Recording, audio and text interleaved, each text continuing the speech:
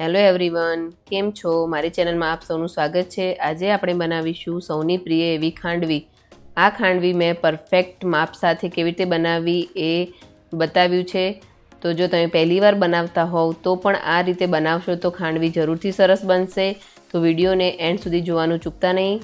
સાથે મારી ચેનલને સબસ્ક્રાઈબ કરો તથા બાજુમાં આવેલ બેલ આઇકન દબાવો, જેથી કરીને નવા નોટિફિકેશન સૌથી પહેલાં તમને મળે. તો ચાલો બનાવવાનું શરૂ કરીએ. હવે ખાંડવી બનાવવા માટે મેં અહીંયા જે વાટકીનું માપ બતાવ્યું છે એ વાટકીના માપ પ્રમાણે આપણે છાશ અને ચણાનો લોટ લેવાનો છે. તો અહીં 1 વાટકી ચણાનો લોટની સામે આપણે 3 વાટકી છાશ એડ કરીશું. હવે એમાં થોડું આદું છીણી લઈશું. આદું બિલકુલ ઓપ્શનલ છે, તમે એને સ્કીપ પણ કરી શકો છો, પરંતુ આ રીતે આદું છીણવાથી ખાંડવીનો ટેસ્ટ થોડો એન્હાન્સ થાય છે. ત્યારબાદ સ્વાદ પ્રમાણે મીઠું એડ કરીશું. હવે બ્લેન્ડરની મદદથી બરાબર બ્લેન્ડ કરી રહીશું, જેથી કરીને તેમાં બિલકુલ ગાંઠો ન રહે અને એકદમ સ્મૂથ બેટર તૈયાર થાય. તો બસ આ રીતે તમે જોઈ શકો છો કે સરસ એકદમ ગાંઠો વગરનું અને સરસ બેટર તૈયાર થયું છે. હવે આપણે અહીં મેં બતાવ્યું છે એ પ્રમાણે એક મોટું વાસણ લઈશું. આ રીતે કઢાઈ જેવું પહોળું હોય એવું વાસણ જ લેવાનું. ત્યારબાદ એમાં અડધી ચમચી જેટલું તેલ એડ કરીશું. તેલ થોડું ગરમ થાય ત્યારબાદ તેમાં હિંગ અને હળદર એડ કરીશું.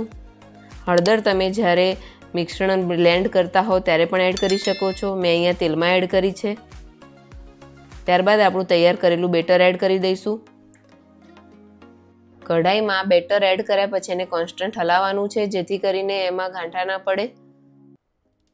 આ જ રીતે લો ટુ મીડિયમ ફ્લેમ પર કોન્સ્ટન્ટ હલાવતા જવાનું છે. 10 મિનિટ પછી તમે જોશો તો બેટર એકદમ સરસ સ્મૂથ અને જાડું થઈ ગયું હશે. બસ આ સ્મૂથ પેસ્ટ જેવી કન્સિસ્ટન્સી પર આવે ત્યારે તમે એને મેં અહીંયા બતાવ્યું છે એ પ્રમાણે એક ડીશમાં પાછળના ભાગ પર થોડું ફેલાવીને ચેક કરી શકો છો કે ખાંડવીનો રોલ બને છે કે નહીં. તો અહીંયા તમે જોઈ શકો છો કે હજુ પણ ડીશને મારું જે બેટર છે એ ચોટે છે, છૂટું નથી પડતું. તો હજુ હું એને 5 મિનિટ સુધી હલાવીશ. ત્યારબાદ એને ફરીથી સેમ રીતે ટેસ્ટ કરીશું. તો તમે અહીંયા જોઈ શકો છો કે ચપ્પાની મદદથી હું એનો રોલ કરું છું તો આરામથી રોલ થઈ જાય છે. તો હવે આપણે આ ખાંડવીનો રોલ કરવા માટે આપણું બેટર તૈયાર છે. આ બેટરને તમે મોટી થાળીની પાછળ પણ પાથરી શકો છો કે કિચન પ્લેટફોર્મ પર પાથરી શકો છો. થાળી કે કિચન પ્લેટફોર્મ જ્યાં તમારે ખાંડવી પાથરવી હોય તે પહેલેથી જ ઓઇલથી ગ્રીસ કરી રાખવાની. અહીં મેં કિચન પ્લેટફોર્મને વ્યવસ્થિત સાફ કરીને એના ઉપર પહેલેથી ઓઇલ ગ્રીસ કરી રાખ્યું છે, એ હું તમને બતાવીશ. અહીં મેં પ્લેટફોર્મ સાફ કરીને અહીંયા ઓલિવ ઓઇલનો સ્પ્રે કરી અને હળવે હાથે ઓઇલ ફેલાવી લીધું છે. ત્યાં હું હવે ખાંડવી પાથરીશ. તો આ જ રીતે ગરમ ગરમ ખાંડવીને પ્લેટફોર્મ પર તાવેતાની મદદથી પતલી લેયર પ્રમાણે પહોળું કરી લઈશું.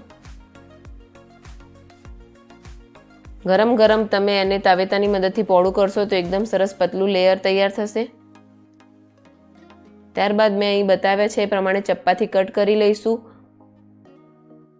અને ધીરે ધીરે ઠંડુ થઈ જાય પછી ખાંડવીનો રોલ કરી લઈશું. તો તમે અહીં જોઈ શકો છો કે મારે સરસ રોલ પડે છે. તો આવી જ રીતે હું બધા રોલ તૈયાર કરી લઈશ. તો અહીંયા આપણી ખાંડવી તૈયાર છે. હવે એનો વઘાર કરીશું.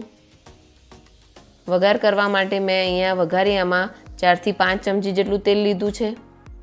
તેલ ગરમ થઈ જાય ત્યારબાદ એમાં 1 ચમચી રાઈ એડ કરીશું, મીઠા લીમડાના પત્તા, લીલા મરચાં અને તલ એડ કરીશું. બસ હવે આ તૈયાર કરેલો વઘાર આપણે ચમચીની મદદથી ખાંડવી પર પાથરી લઈશું. તો તમે જોઈ શકો છો કે ખાંડવી તૈયાર છે. તો આવી જ રેસીપી જોવા માટે મારી ચેનલને લાઇક, શેર અને સબસ્ક્રાઈબ કરો. Thanks for watching.